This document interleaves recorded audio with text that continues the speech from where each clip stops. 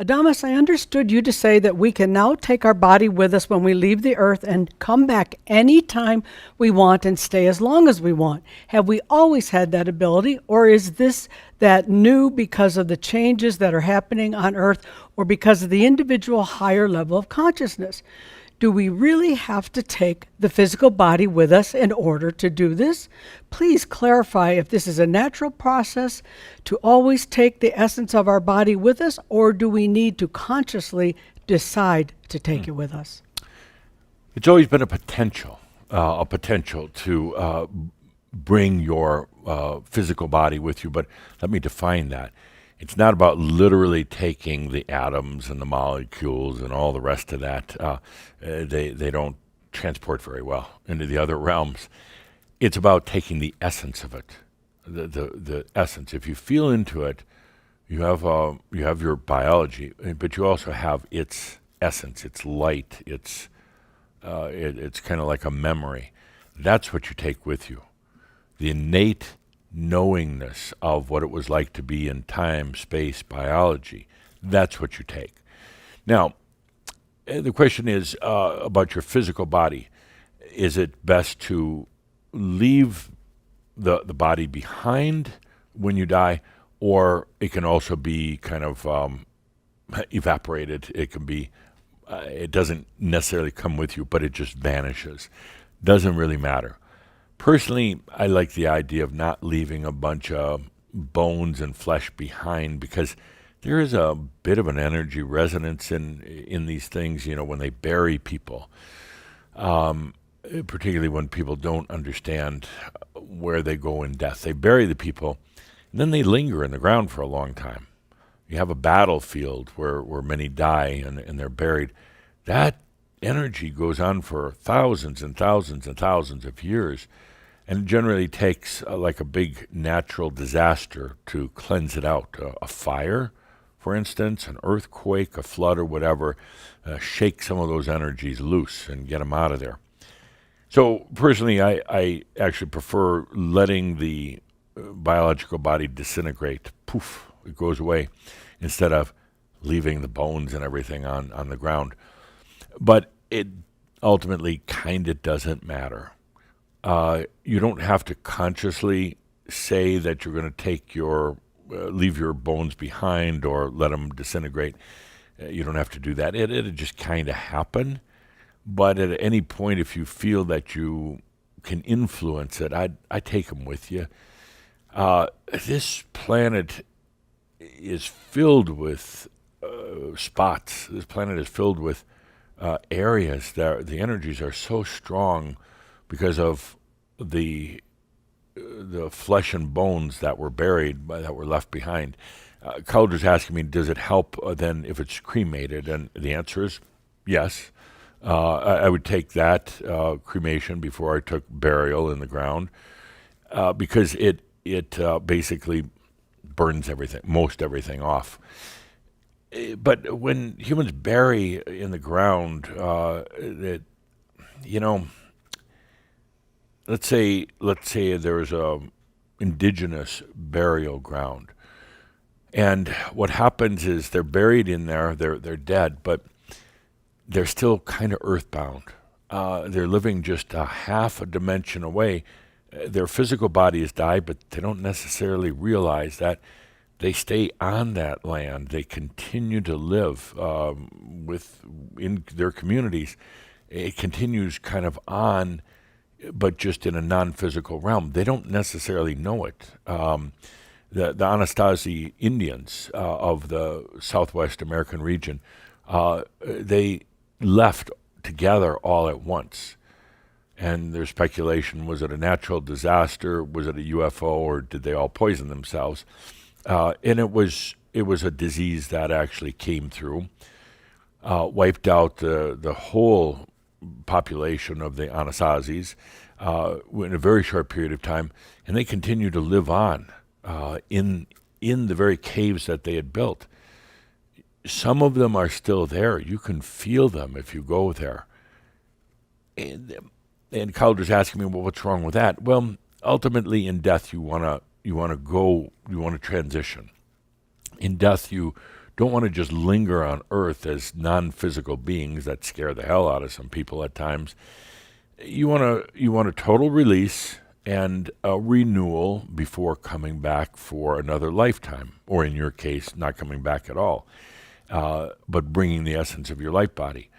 So that's I know I've taken a lot of time on this question, but it leads to the understanding why certain areas have certain energies, strong energies that you can feel. Why houses are haunted?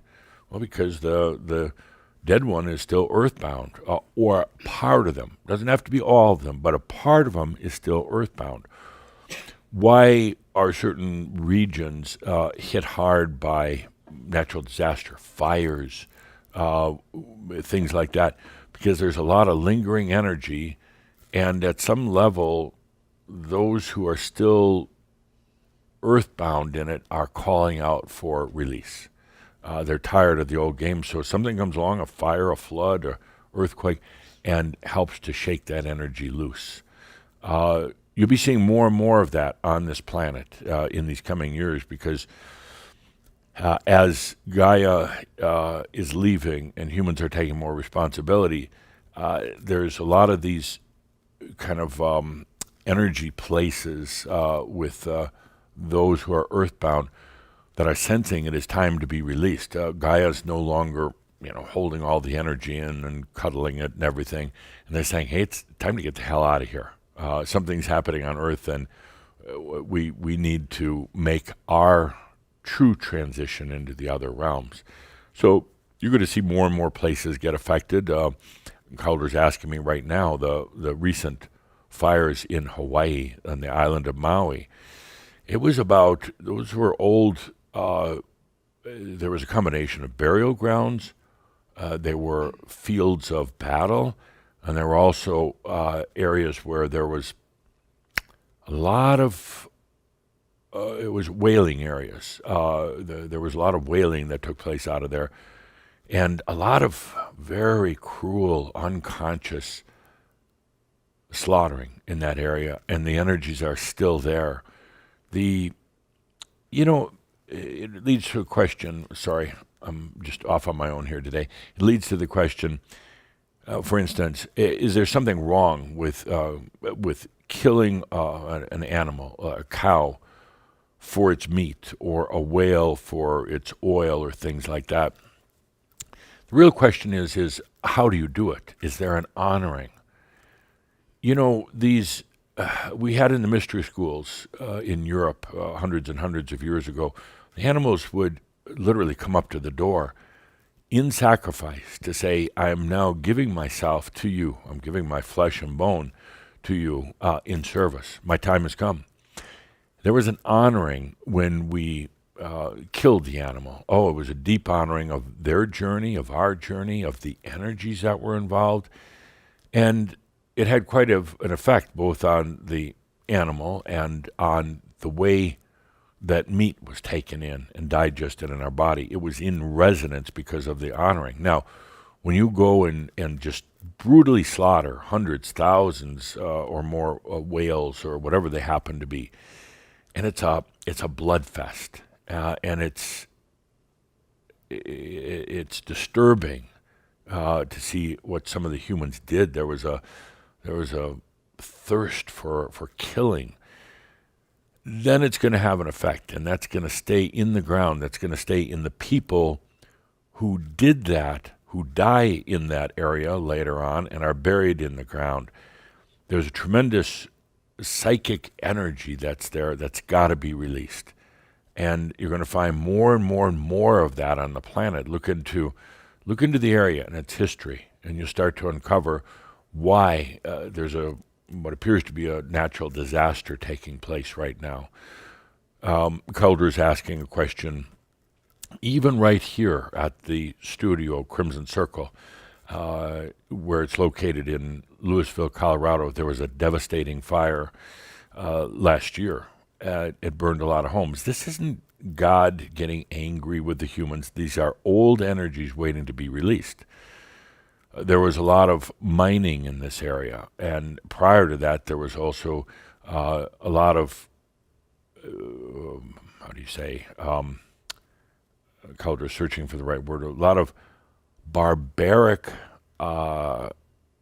activities with indigenous, the Indians and others in this area. And that goes into the ground, and it needs to be released somehow. In this case, it was a fire that came through. So, in answer to the question, definitely, when you leave, don't worry so much about whether the flesh and bones are evaporating or whatever, but perhaps best to just do the burn the ashes type of thing. So, thank you. Long answer there. I'm sorry, but that automatically causes, I'm sure, questions, a lot of questions for all of us. One in particular is, in a situation like that, knowing the history, is there a way to mitigate this from happening? Yes. What do you think the answer is, dear Linda? Respected releasing?